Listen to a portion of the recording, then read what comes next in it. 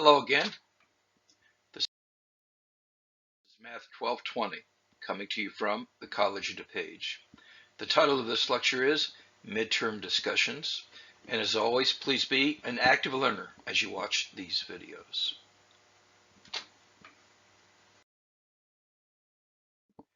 The first problem on the midterm was about a research study. You had confidence intervals for the placebo, a low dose of a new medication, and a moderate dose. What we see is that the yellow and green confidence intervals overlap, so you really can't make a distinction between these two. So the low dose was not shown to be effective. But if you compare no treatment with the blue treatment of a moderate dose, the moderate dose was effective because it lowered the depression scores. These yellow and blue confidence intervals do not overlap.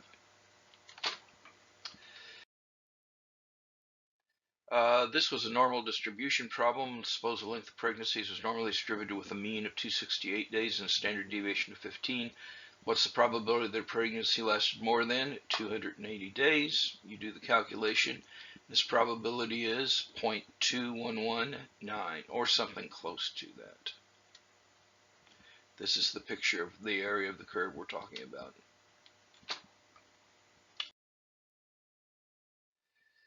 Still using the same information about pregnancies, though it's asking a different question. A baby is considered premature if it's in the lowest 3% of this distribution. What is the cutoff duration of pregnancy separating premature and non-premature pregnancies? Well, you say the area is 3%. It is down here. And so that is 239.8.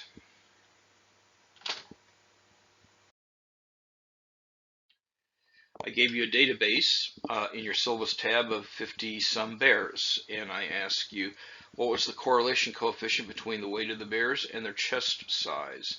So you completed this calculation. The answer should have been 0.963.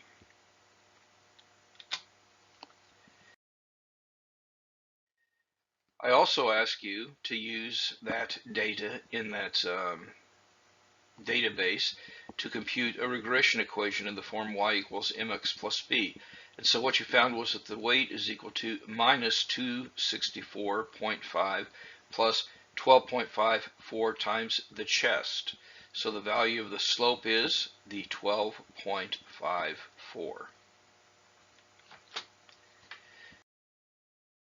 And similarly, the value of the intercept was negative 264.5.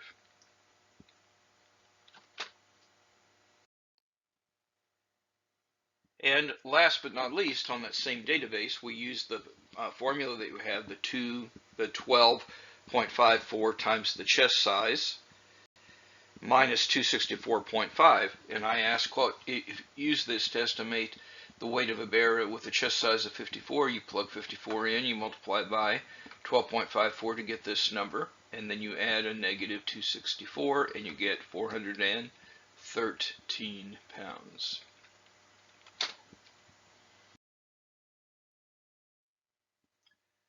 This is a confidence interval problem. So suppose you had a random sample of 25 newts, and you found the sample mean of their tails of the sample mean to be 5 centimeters, and I think this was supposed to be 25.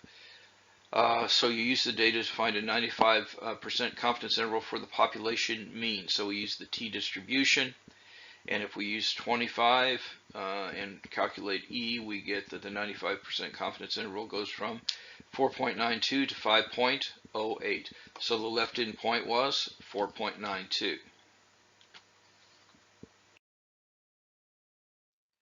And the right endpoint was 5.08.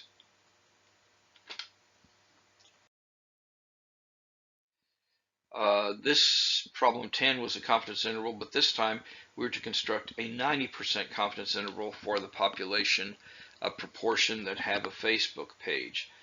So we have 1487, 43% is 639, And so we use this to compute, and instead of using a t-distribution as we did on the population mean, we're using a normal distribution, and so we get the left endpoint is 0.409, and the right endpoint is going to be 0.51.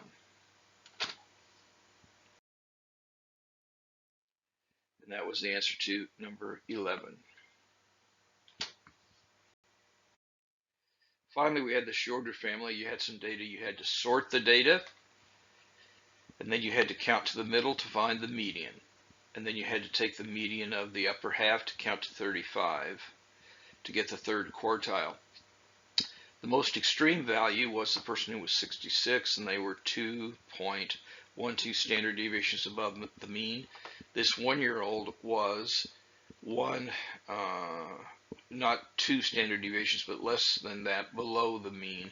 So this is the most extreme. The distribution, if you do a histogram, you can see it's skewed to the right or positively. And if you found the average, it would be 26.3, and if you add 5 to that for the next reunion, it would be 31.3. So the answers were to 12 through 16 were 28, 35, 212, skewed positively or to the right, and the new ages would be 31.3.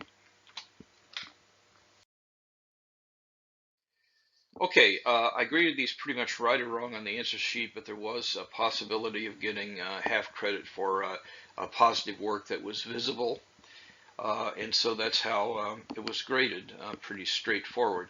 I was very generous in giving you a year-to-date score on your low-stakes assessment. I could be generous, and so I decided to be, but realized that there'll be more low-stakes assessment, and I might not be so generous next time, so make sure that you engage. The midterm scores ranged over several things, but it's represented in these ranges. So I took the average of the low-stakes assessment year-to-date in the midterm to come up with an average, and you can see what the average would be for various scores. And so if you got up here, it would be an A. If you got these scores, it would be a B. And if you got this score, it would be a C. Now, looking forward, there is an upside opportunity to do even better. But also, it's an opportunity not to do as well, too, because it counts at least a third. But as the final exam is comprehensive, that means it covers everything in the course, I will award a letter grade no lower than that earned on the comprehensive final exam. That means this is a significant opportunity to raise your score.